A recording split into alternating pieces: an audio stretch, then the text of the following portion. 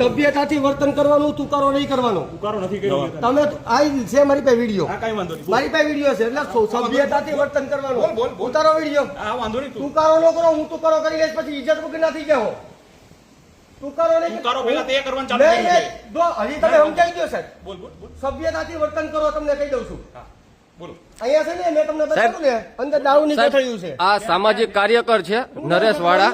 હા આ બીએસ કલસરિયા છે. એક આ બીએસ કલસરિયા આપને તુકારા ઉકારા કરે છે. નેમ પ્લેટ લાગેલી છે સાહેબ. વાંધો નહીં બોલ સાહેબ બોલો બોલો બોલો બોલો સાહેબ બોલો બોલો ગીર ન્યૂઝ અમરેલી માંથી આવું છું.